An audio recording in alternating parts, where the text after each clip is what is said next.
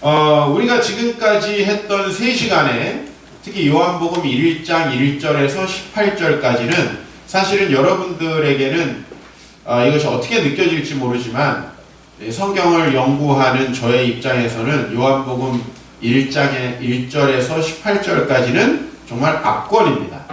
예수님을 육신으로 만났던 요한, 그죠? 그와 함께 밥 먹고 교제하고 그에게 말씀도 듣고 또 그와 굉장히 많은 여러 가지 교제들이 있었던 이 요한이 그 예수님을 선재하신 하나님과 동등하신 로고스로 우리에게 소개하고 그리고 그분 안에 우리 온 인류에게 참된 빛이 될 수 있는 참된 생명이 그 안에 있다라고 이렇게 증거한 건 대단히 놀라운 겁니다. 왜냐하면 우리가 누군가를 인간으로 만나보고 그를 신성시하는 건 정말 어려운 거죠. 그를 모르는 채로 아유 뭐 대단히 훌륭하시다며 만나보면 아닌 경우가 많아요. 그러나 예수님을 3년 넘게 따라다닌 제자가 그를 어떻게 하나님으로 고백할 수 있었을까라는 것은 여전히 굉장히 신비스러운 일이고 그분은 바로 생명을 주기 위해서 우리에게 성육신하신 오신 혹은 성육신하신 로고스다. 인간의 모습으로 온전하게 요한에게 비추었던 그분이 또 동시에 온전히 하나님의 모습을 그에게 보여주었다 하는 것 대단히 놀라운 일입니다. 사실 요한은 대단히 다양한 방식으로 예수님을 경험했을 거예요. 그죠? 그리고 그와 함께 그의 정말 지극히 인간적인 모습들도 보았을 것입니다. 그러나 때로는 그의 신적인 모습을 보았던 거죠. 그러면 아마 요한은 처음에 매우 당황스러웠을 것 같습니다. 분명히 우리와 똑같은 살과 피를 가진 인간인데 그가 우리 인간으로서는 도저히 불가능한 일들을 행했을 때 특히 놀라운 말씀을 가르칠 때 야 정말 특별한 선생님이구나 이런 생각을 했을 것 같고 또 그가 놀라운 신적 능력을 행했을 때 야 이분은 도대체 과연 누군가 어떤 분이길래 이런 놀라운 능력을 그가 행할 수 있는가 라고 아마 궁금해했을 거예요. 그러나 그 모든 미스테리는 결국은 예수님이 십자가에서 죽으시고 부활하시고 승천하시는 것을 이 요한이 목격한 다음에 풀렸다는 거예요. 그 안에 온전히 우리를 위해서 죄를 담당하기 위해서 오신 참된 인간이 들어있었고 그 안에 동시에 우리를 창조하시고 하나님과 본체이신 그 온전한 신이 그 안에 들어있는 거죠. 그렇지 않으면 예수님 사건을 설명할 수가 없는 것입니다. 그래서 이 놀라운 경험을 한 요한이 예수님을 뭐라고 소개하냐면 로고스라는 독특한 단어를 가지고 소개하면서 우리에게 참된 생명을 주시는 그 로고스가 마치 구약시대에 하나님께서 우리를 만나시기 위해서 성막을 지으라고 했던 것처럼 우리에게 온전히 자신을 드러내시는 사건으로서 이 예수님의 성육신을 설명하고 있는 거죠. 그래서 저는 1장 1절에서 18절 이 서론, 요한복음이 서론에서 예수님을 소개하는 이것을 이렇게 두 말씀으로 한번 정리해 보겠습니다. 같이 읽겠습니다. 말씀이 육신이 되어 우리 가운데 거하심에 우리가 그의 영광을 보니 아버지의 독생자의 영광이요 은혜와 진리가 충만하더라. 영접하는 자 곧 그 이름을 믿는 자들에게는 하나님의 자녀가 되는 권세를 주셨으니 저는 두 말씀의 순서를 조금 바꿨습니다.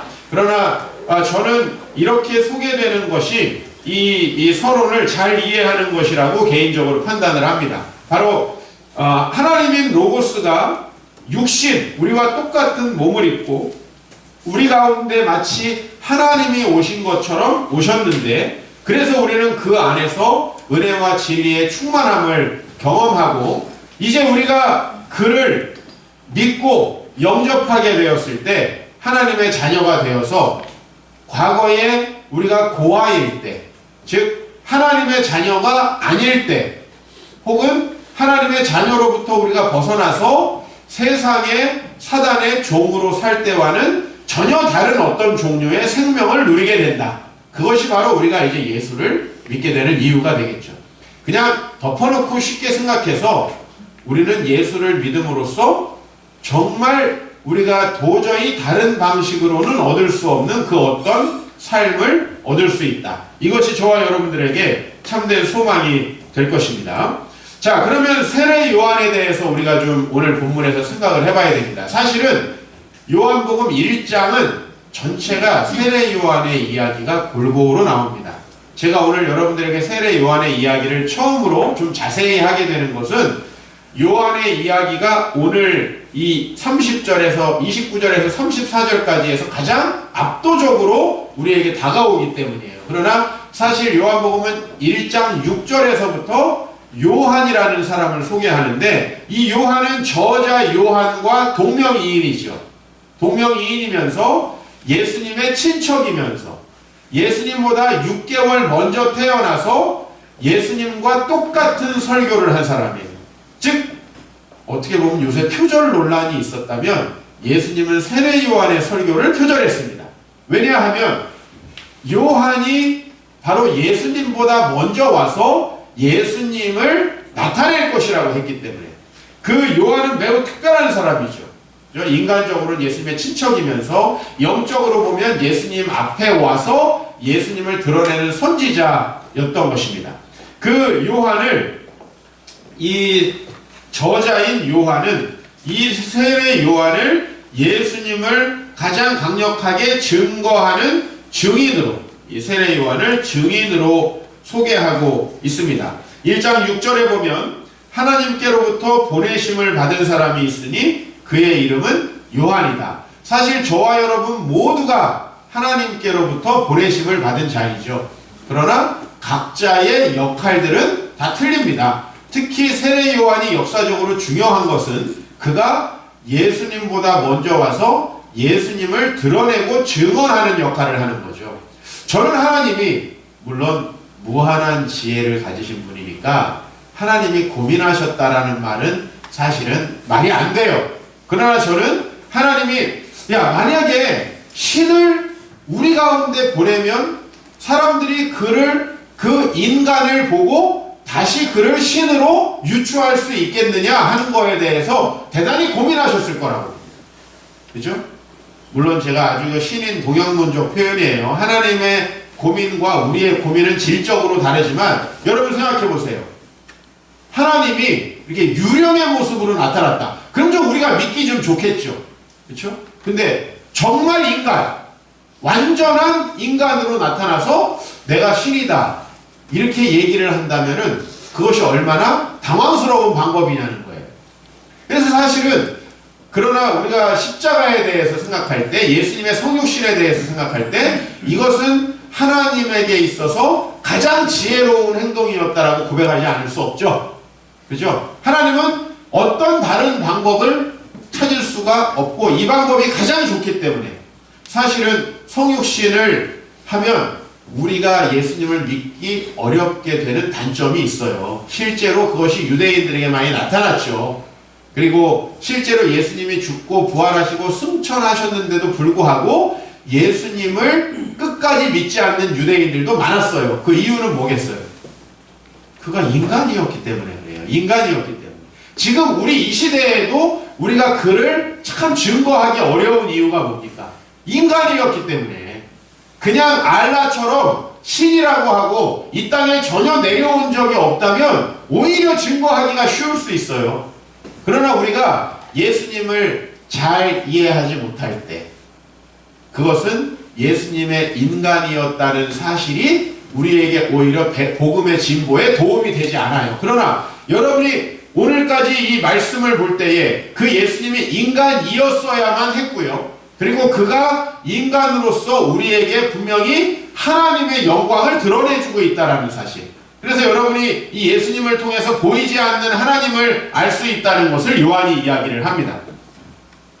그래서 우리가 이것을 이제 구약적으로 좀 더 살펴봐요. 세례 요한이 이미 올 거라고 구약에 예고가 되어 있습니다. 말라기 4장 5절에 여호와의 크고 두려운 날, 즉 이 여호와의 크고 두려운 날이라는 건 예수께서 이 세상에 오셔서 하나님께 회개하는 자들에게는 복 주시는 날이지만 구약 성경에서 종종 예수께서 메시아께서 하나님께서 오시는 날은 두려운 날이에요. 왜? 회개하지 않는 자에게 반대의 결과가 나타나기 때문에. 그래서 이 두려운 날이 이르기 전에 누가 와서 알려줘야 될 거 아닙니까? 그죠? 이분이 오시면 이렇게 해야 된다라고 알려줘야 되잖아요. 모르는 상태에서 그분을 무방비로 맞아들일 수 없으니까 그분이 이르기 전에 바로 선지자 엘리야를 너희에게 보내겠다라고 이렇게 이야기를 했다 이 말입니다. 자, 그런데 정말 이 세례 요한을 뱃속에 엄마가 잉태하고 있을 때 세례 요한의 아버지는 제사장이었어요. 당시에 예수님 시대의 제사장은 아주 타락한 사람들이 많았어요. 그런데 이 세례 요한의 아버지는 달랐어요. 그 세례 요한의 아버지에게 세례 요한에 대해서 이렇게 예고를 합니다. 같이 읽겠습니다. 이 아이여, 내가 지극히 높으신 이의 선지자라 일컬음을 받고 주 앞에 앞서가서 그 길을 준비하여 주의 백성에게 그 죄사함으로 말미암는 구원을 알게 하리니. 즉 세례 요한 이 아이는 지극히 높으신 이의 선지자, 그분의 뜻을 이 땅에 전하는 자로 이 땅에 와서 누구보다 앞에, 주님보다 앞에 가서 그 길을 준비하게 될 것이다 라는 거예요. 그래서 구약 말라기의 약속과 그 다음에 여기 세례 요한의 아버지에게 하신 그 약속, 그리고 세례 요한이 실제로 예수님이 오시기 전에 그의 모습이 엘리야와 또 많이 흡사했다는 거예요. 왜? 여러분, 광야에 사는 야인은 그 야인대로의 특징이 있죠. 뭐 여러분 또 예술가 하면 우리는 어때요? 예술가 좀 수염도 좀 기르고 좀 머리도 좀 길러가지고 좀 질금 묶고 그 다음에 옷도 좀 약간 도포자락 같은 걸 입고 이래야 좀 예술가 같죠? 이렇게 양복을 입고 예술가다. 좀 안 어울리죠? 그죠? 그러니까 예술가 하면 우리가 그에게 느끼는 게 있습니다. 구약에 선지자들에게 나타나는 특징, 특히 이사야 선지자는 광야에서 가죽 옷을 입고 그 다음에 그 광야에서 나는 생식, 실제 그에서 메뚜기를 먹거나 거기서 과일 열매를 먹거나 이랬기 때문에 이런 것들이 엘리야의 모습으로 이스라엘 백성들에게는 정형화되어 있었어요.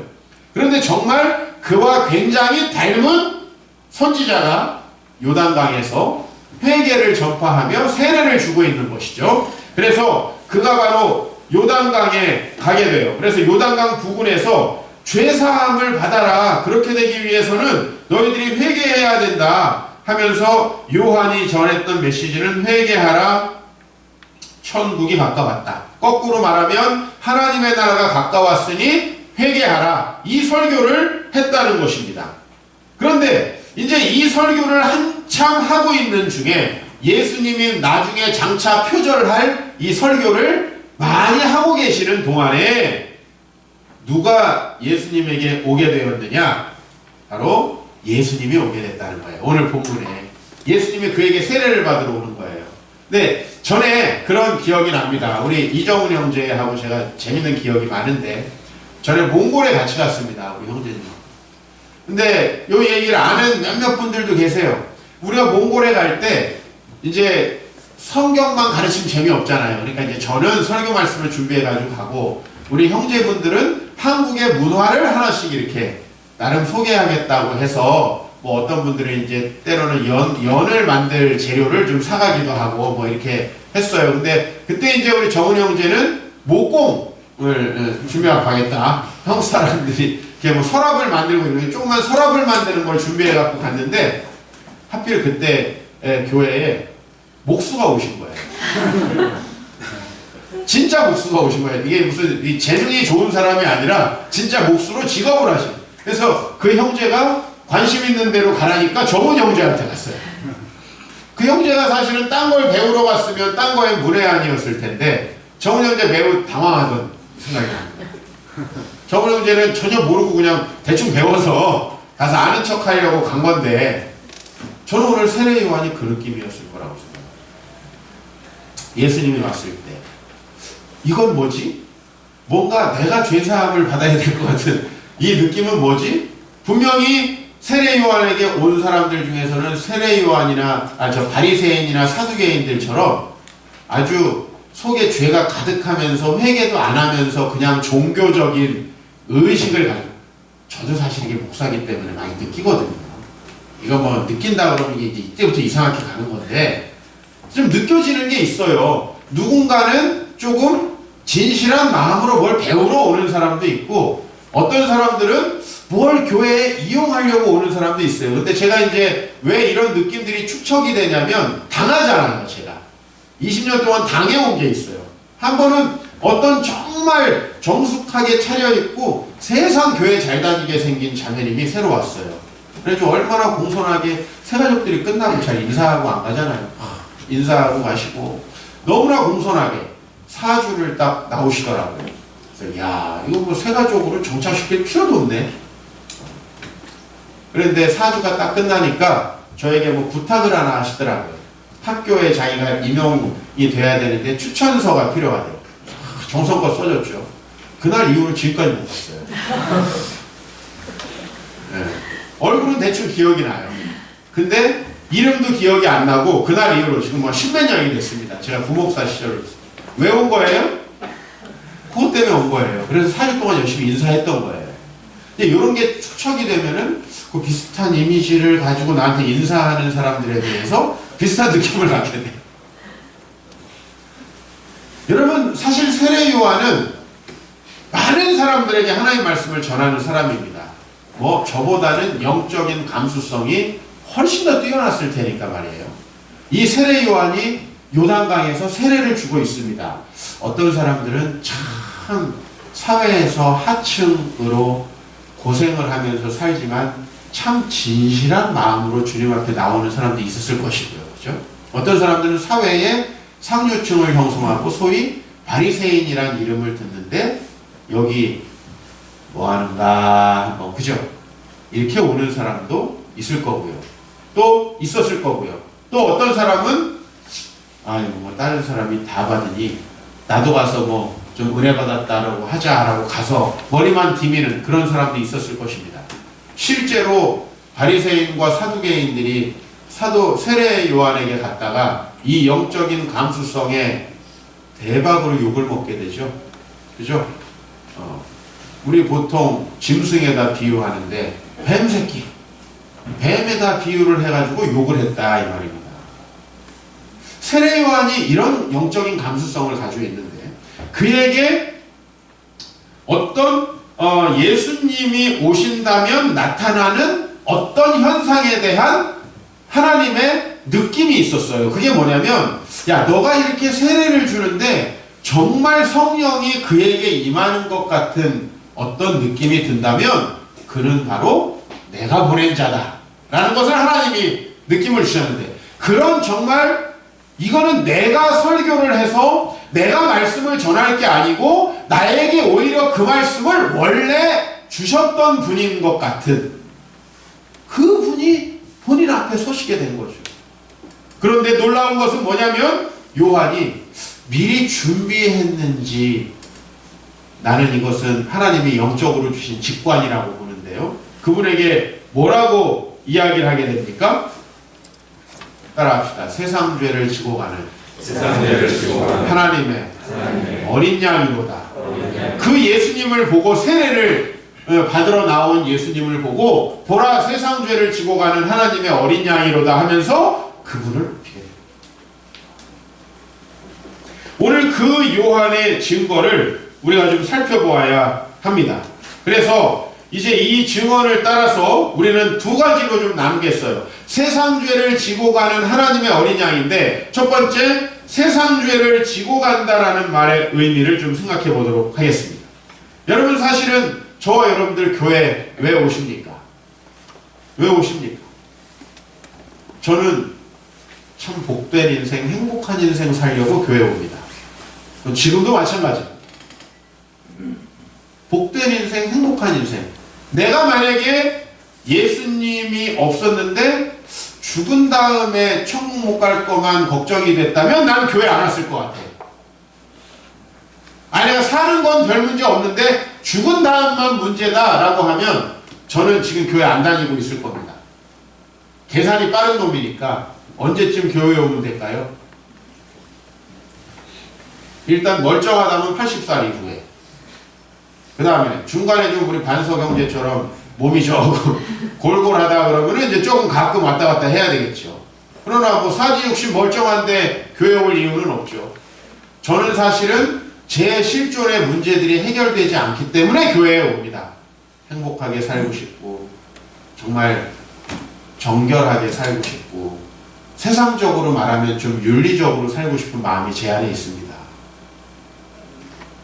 막 내 마음이 외로워서 누군가에게 내 마음을 채워달라고 구걸하기보다는 내 마음이 채워져서 나눠주고 싶고요. 내가 공허해서 뭔가 쾌락으로 내 인생을 막 킬링타임 보내는 것보다는 내 마음이 어떤 목적에 확고해져서 사도 바울처럼 표대를 향하여 달려가는 그 느낌 갖고 싶고요. 맨날 내일은 어떻게 될까, 모레는 어떻게 될까 이런 걱정하면서 살기보다는 주님께서 모든 걸 채워주시는구나. 나는 주님 나라를 위해서 달려가야지. 이런 느낌이 너무 좋아서 저는 교회에 옵니다. 그 실존적인 문제가 만약에 다 해결됐는데 죽은 다음만 문제일 거라고 한다면 저는 신앙생활을 열심히 하지 않을 뿐만 아니라 지금 현재 교회에 나오지 않을 것입니다. 사실 저와 여러분들은 다 더 의미 있고 가치 있게 살고 싶죠. 우리가 종교인이라서 우리만 그렇습니까? 아닙니다. 저는 다 그렇다고 봅니다. 이런 의미에서 저는 프로이트가 우리에게 설명한 그 심리학 이론을 우리 정반대로 뒤집어야 한다고 생각합니다. 프로이트는 우리가 태어날 때부터 강한 육체적인 욕망을 가지고 태어난다고 봅니다. 그리고 그 욕망을 슈퍼에고로 우리가 맡고 있는데 사실 프로이트 심리학의 핵심은 뭐예요? 그 욕망이에요. 그 욕망이 아이들이 태어나면 그 욕망이 어디에 있습니까? 입에 있다는 거예요. 그래서 그걸 구강기라고 해요. 구강기. 그래서 아이들이 뭐든지 입에다 갖다 넣는다. 그 다음에는 이게 뭘로 변해요? 항문기로 변해요. 이제 아이들이 배설하고 하는 느낌을 가지면서 쾌감을 느낀다. 이 모든 우리를 그 쾌락과 쾌감을 따르는 그런 존재로 이렇게 프로이트는 설명을 합니다. 그래서 저는 반대로 봐요. 우리는 원래 대단히 도덕적이고 대단히 아름답게 살고 싶은 마음이 있어요. 그렇게 살고 싶은 소망이 있어요. 근데 그것들을 죄가 막아버렸어요. 하나님 앞에서 그렇게 살 수 있는 방법이 없는 거예요. 정말 고상하게 살고 싶고 나눠주고 살고 싶은데 내 목구멍이 포도청이고 내 미래가 너무너무 걱정되는 거예요. 그러니까 욕심을 내지 않을 수 없는 거예요. 뭔가 정말 열심히 살고 싶어서 한때는 사랑에도 빠져보고 한때는 공부에도 빠져보고 한때는 내 성공에도 빠져서 열심히 하는데 여러분 그 목표가 딱 이루어지면 어때요? 너무 허무하고 그 다음에는 뭘 해야 될까에 대한 그런 마음의 공허함들이 생기잖아요. 도대체 그러면은 우리가 어떻게 정말 하나님 안에서 행복하게 살 수 있을까? 우리 모두는 사실은 더 고상하고 더 행복하게 살고 싶잖아요. 그런데 그게 안 되는 거잖아요. 그게 왜 안 되는가? 이게 바로 죄라는 거예요. 저는 오늘 죄를 다소 교리적으로보다는 실존적으로 설명하고 있습니다. 죄는 실제로 여러분들을 대단히 행복하고 가치 있고 의미 있게 살아가고 싶은 여러분들을 절대 그럴 수 없도록 만드는 거예요. 그래서 불필요한 것에 계속 욕심내게 만들고 미래에 대한 두려움 때문에 계속 아무리 해도 채워지지 않는 거죠. 죄는 이렇게 우리에게 외로움과 허무함과 두려움을 낳습니다. 사실 근데 우리는 이런 마음이 왜 드는지를 모르는 거예요. 저는 성경을 통해서 왜 이런 마음이 드는지를 알게 된 거예요. 왜 그런 마음이 듭니까? 왜 우리는 외롭습니까? 왜 우리는 미래가 계속 두렵습니까? 단순히 인간이기 때문에 그렇습니까? 아닙니다. 성경에서는 우리가 죄를 지어서 참된 생명이 우리 안에서 사라져버렸기 때문이라고 얘기합니다. 참된 생명이 우리 안에 없기 때문에. 왜? 그것을 저도 찾아보려고 제 나름대로 노력했어요. 누구보다 열심히 살았고 저 어렸을 때를 생각해보면 가끔 그래요. 야, 참 기특하다. 그 어린 내가 기특하다. 어떻게 그렇게 살았지? 아무것도 없는 환경 속에서 어떻게 그렇게 살았지? 불평도 원망도 없이 막 그 목적을 향해 달려가 보는 거예요. 근데 그것이 내 마음 채워주지 않더라고요. 그것이 나를 행복하게 하지 않더라고요. 왜냐하면 그런 게 죄의 문제를 해결할 수는 없기 때문이죠. 성경적으로 봤을 때는 가인을 살인에 이르게 만들고 사울을 시기와 질투의 화신이 되게 만들고 이스라엘 전체를 하나님에게 불순종하는 백성으로 만들고 지금 우리나라와 청와대를 쑥대밭으로 만든 이게 다 뭡니까? 이게 다 죄이죠. 국회의원들이 아유 내가 국회의원까지 됐는데 국민들 중에 힘들게 사는 사람이 얼마나 많아. 나는 이 많은 세비를 받아가지고 그들의 세금으로 보좌관을 이렇게 많이 부리면서 아유 나는 이 정도면 무지 행복하다 하고 정말 국민들을 위해서 일할 것 같은데 안 그렇단 말이에요. 저는 여기 강남에 살면서 돈이 넘쳐가지고 그 돈으로 자식들을 망치는 사람을 많이 봅니다. 그런데 그분들 중에 어떤 한 사람이 목사님 아 이제 돈 진짜 나 이거 싫습니다. 이제 나 요 이상 내 100억 이상은 나한테는 이제 오히려 해가 되는 것 같아요. 좀 가져가시오. 아직 한 명도 못 만나봤습니다. 우리는 그 정도만 있으면 부러울 게 없을 것 같지만 그 정도 있으면 다 채워질 것 같지만 실제로 그렇지 않다는 거예요. 하나님이 우리에게 우리의 외로움과 허무함과 그 두려움을 극복해 주시지 않으면 그것을 채워주시지 않으면 우리는 도대체 이 죄의 문제에서 헤어나오지 못한다는 거예요. 그냥 지금 청와대에서부터 우리 각자의 삶의 모습은 어떻게 보면 이 죄의 영향력 하에 있는 것이죠. 그런데 요한은 뭐라 그러냐면 이 세상의 죄의 문제를 예수님이 지고 간다고 하십니다. 오늘 여기 지고 간다는 말은 조금 약한 표현이라고 보여집니다. 이 지고 간다는 말의 헬라어 말은 뭐 단순하게 뭔가를 진다, 짊어진다라는 표현으로도 물론 번역할 수 있어요. 그러나 아예 그것을 멀리 치워버린다라는 의미가 있어요. 이 죄 때문에 죄가 가져오는 많은 문제들을 예수님은 해결한다라는 말을 오늘 여기 하고 있는 거예요. 그러면 이것이 갑자기 요한이 만들어낸 말인가? 그렇지 않다는 것입니다. 여러분 이사야 말씀을 보십시오. 이사야를 요한이 알고 있었을까요? 몰랐을까요? 당연히 알았겠죠. 여러분 이렇게 보시면 돼요. 이스라엘 백성에게 구약은 그냥 자기네 역사예요.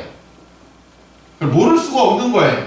그렇죠? 특히 요한처럼 제사장으로 교육을 받은 사람, 일정한 성인이 될 때 토라 교육을 받은 사람들은 이걸 모를 수가 없는 거예요.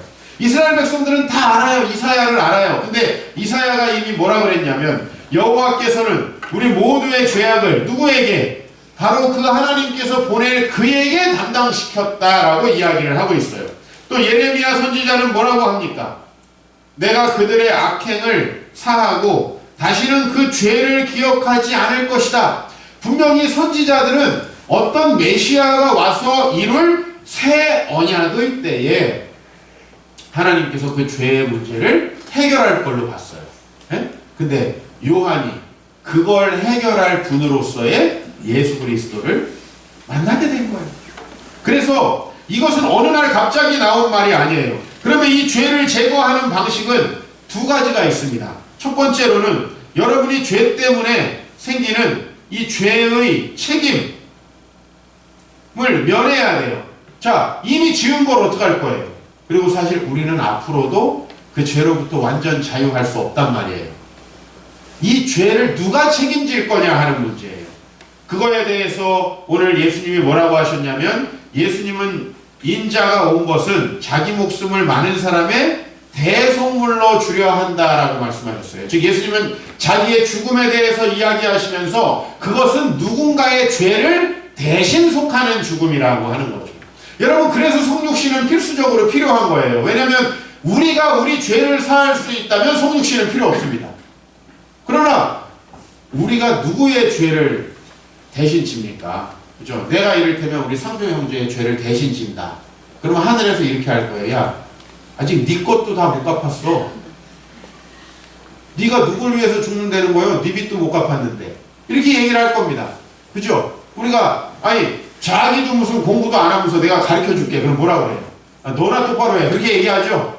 우리는 이 얘기를 들을 수밖에 없는 사람들이에요. 그런데 하늘로부터 오신 그 예수만이 우리의 죄를 대신 질 수 있는 거죠. 우리는 지고 싶어도 질 수가 없어요. 왜냐면 내가 죽어도 내 것도 안 돼. 내 죄값도 안 된단 말이에요. 죄 책임을 면합니다. 그러나 두 번째, 내가 죄에 대해서 책임만 면했다고 해서 끝은 아니에요. 두 번째, 우리는 계속 앞으로 죄의 영향력 하에 있기 때문에 그 죄의 영향력을 끊고 새로운 삶을 살아갈 수 있어야 합니다. 그래야 죄를 해결한 거가 되는 거죠. 만약에 내가 계속 죄 져라, 그냥 내가 치워줄게. 마치 야 강아지 너 계속 똥 싸라, 내가 치워줄게. 똥을 계속 싸는데? 이거는 소용이 없는 거예요. 죄를 계속 짓는다는 건 여전히 우리 실존적인 문제가 해결 안 됐다는 거죠. 그래서 우리는 여전히 두렵기 때문에 욕심내고, 여전히 허무하기 때문에 쾌락을 추구하고, 여전히 외롭기 때문에 다른 사람을 의지한단 말이에요. 이런 것들이 죄의 결과물들이기 때문에 그것을 치워주셔야 해요. 그것을 치워주시고 우리에게 그 문제를 해결해 주실 분으로 약속하신 게 성령님이에요. 우리 같이 말씀 읽어보겠습니다. 내가 아버지께 구하겠으니 그가 또 다른 보혜사를 너에게 주사 영원토록 너희와 함께 있게 하리니 그는 진리의 영이라 세상은 능히 그를 받지 못하나니 이는 그를 보지도 못하고 알지도 못하리라. 그러나 너희는 그를 아나니 그는 너희와 함께 거하시며 또 너희 속에 계시겠습니다. 그분이 여러분 안에 계십니다. 할렐루야. 그분이 영원토록 여러분들과 함께 있어서 여러분에게 진리를 알려줍니다. 사실 우리가 우리의 감정과 기분대로 모든 것을 행한다면 우리 인생은 이미 파괴됐을 거예요. 우리의 감정과 기분대로, 프로이트 말대로 그 이드의 움직임대로 우리가 욕망을 따라 움직인다고 생각을 해봐요. 이제 지금 이 포스트 모던 사회가 우리의 모든 욕망을 다 허락하려고 합니다. 근데 그 허락하는 방식이 이제 놀랍죠. 인권, 자유 이런 단어 속에다가 집어넣어서 우리 모두의 욕망을 정당한 것으로 만들려고 합니다. 그러나 여러분 안에 성령님이 계시죠. 여러분 안에 양심이 고동치죠. 성령님이 우리의 그 감정, 우리의 그 느낌, 그 우리의 욕망을 정당화하십니까? 아니거든요. 그거 정당화하지 않거든요. 우리 스스로가 아무리 그것이 정당합니다라고 해도 우리는 다른 사람을 미워하면서 하나님과 화목할 수가 없어요. 우리는 다른 사람들의 것을 빼앗으면서 마음의 평강이 있을 수가 없단 말이에요. 우리는 하나님이 하지 말라고 하는 일들을 하면서 행복할 수가 없단 말이에요. 도저히. 그렇죠? 그분이 우리 안에 계셔서 우리의 죄를 해결하십니다. 그래서 저와 여러분의 삶을 풍성케 하세요. 도둑이 오는 것은 도둑질하고 죽이고 멸망시키려는 것뿐이요 내가 온 것은 양으로 생명을 얻게 하고 더 풍성히 얻게 하려는 것이라. 여러분, 우리가 예수를 믿는다는 것은 우리 삶이 무지 풍성해지는 겁니다. 단순히 물질이 더 많아지고 단순히 내 지위가 올라가는 게 아니에요. 이 세상에서 우리는 경쟁하고 좋은 자리는 한정돼 있습니다.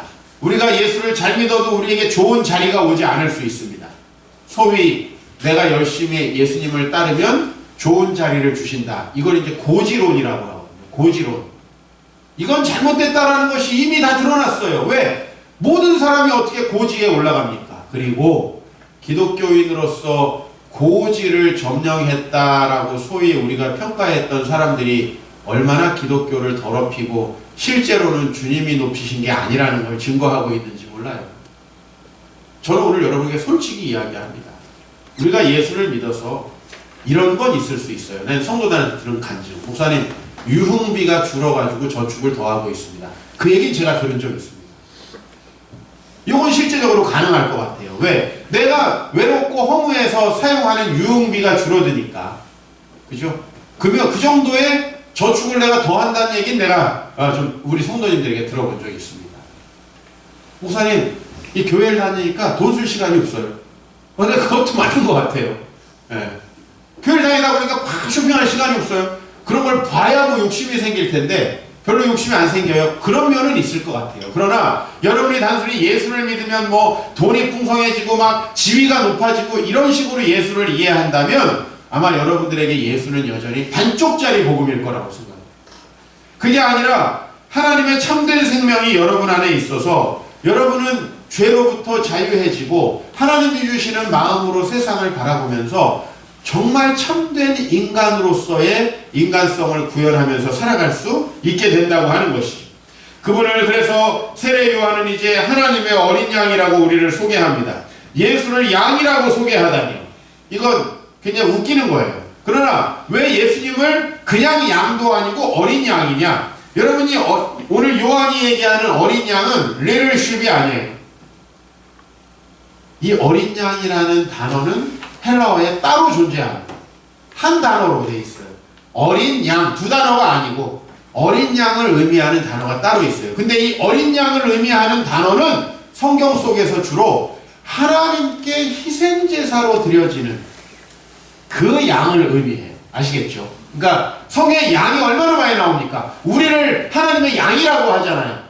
근데 그럴 때 쓰이는 양과 오늘 여기 어린 양이라고 했을 때 이 양은 좀 달라요.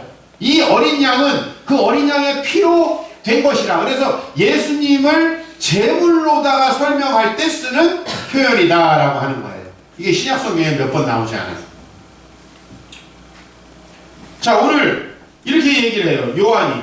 아니, 나도 그를 알지 못했어, 원래 누군지. 근데 나에게 야, 넌 가서 물로 세례를 베풀어라 하고 하신 그분, 하나님이시겠죠. 그분이 나에게 뭐라고 하셨냐면 성령이 누구 위에 머무는 것을 보거든 그가 앞으로 성령으로 세례를 베푸실 분이다 라고 했어요. 그래서 그분을 바라보고서 요한이 이분이 바로 하나님의 아들임을 증언했다라고 말하고 있어요. 근데 이 요한이 예수님에 대해서 단순히 하나님의 아들이라고 증거한 게 아니라 세상 죄를 지고 가는 하나님의 어린 양이다 이렇게 설명을 했다는 거예요.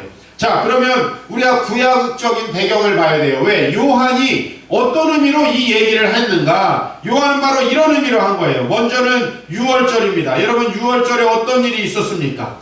유월절에 어린 양을 잡습니다.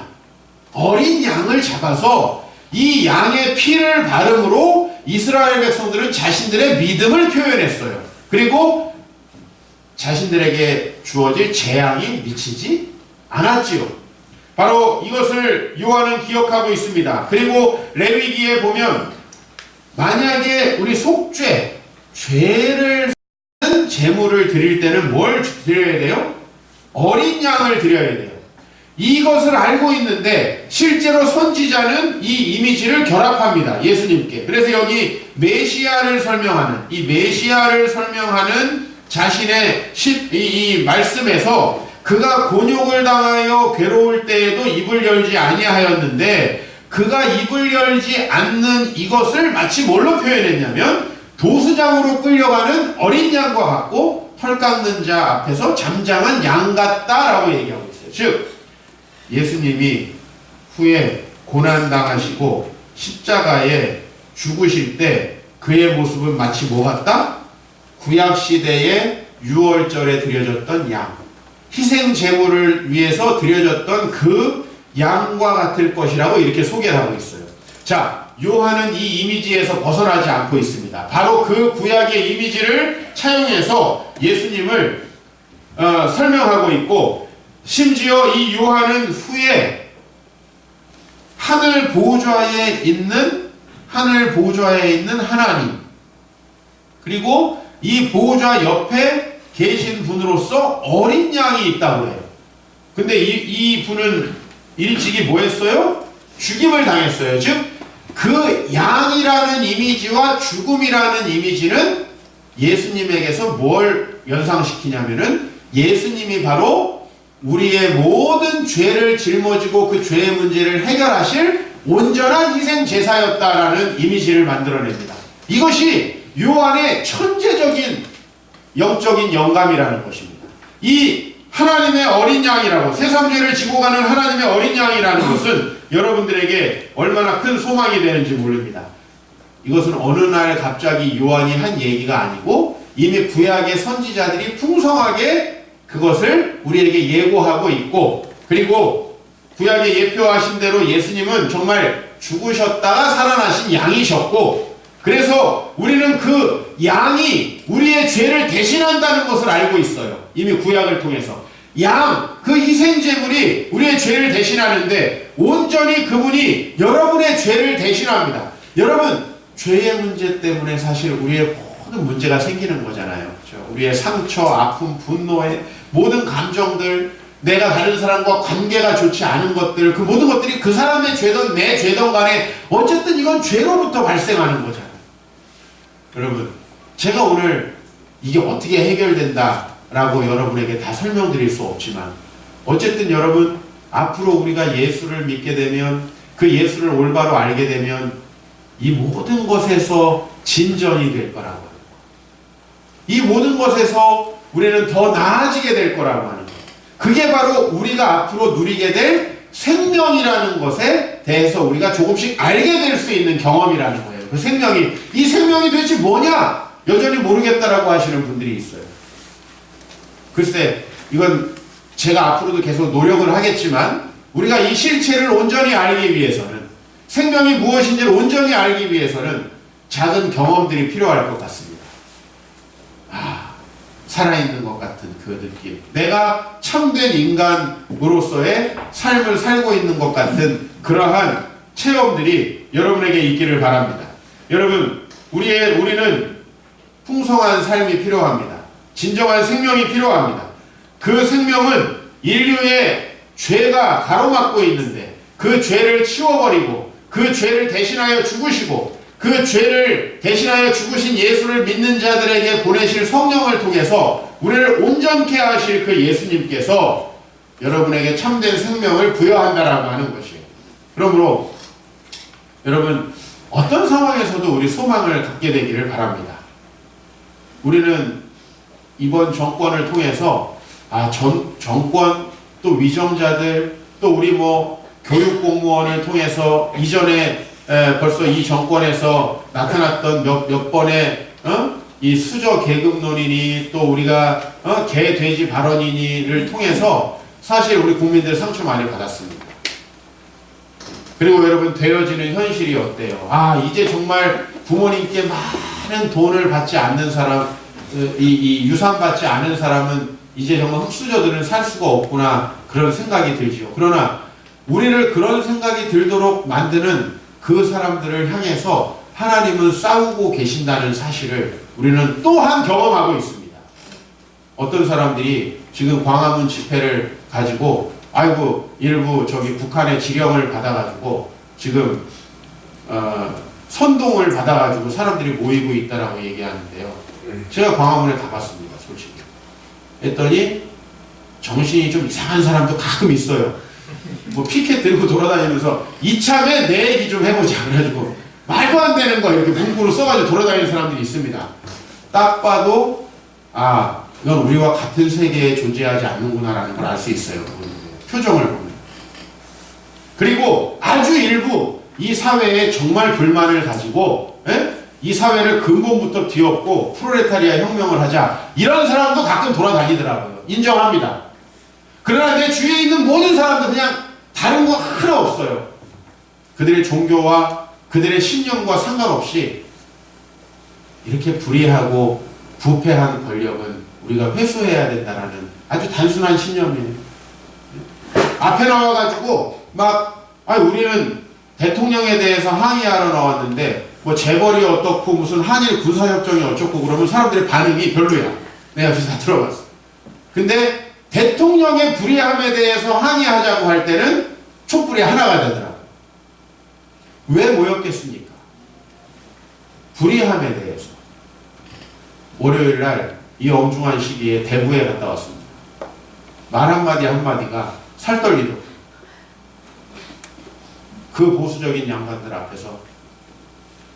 근데 저는 그렇게 얘기했어요. 지금 국민들이 대통령에 대해서 항의하는 것은 좌파이기 때문이 아니다라는 거예요. 좌파이기 때문이 아니다. 좌파이기 때문이 아니고 우파이기 때문이라 지키자 이게 아니고 불의한 것에 대해서는 우리 기독교인들이 항의할 줄 알아야 되지 않아요. 불의한 거에 대해서. 그 마음을 오해하지 말라고 이야기했어요.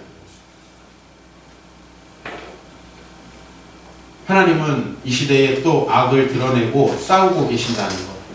저는 목도하고 대한민국의 현실이 좀 어려워요. 어떤 분은 어제 페이스북에 그렇게 남겼어요. 대한민국에 사는 게 너무 힘들다.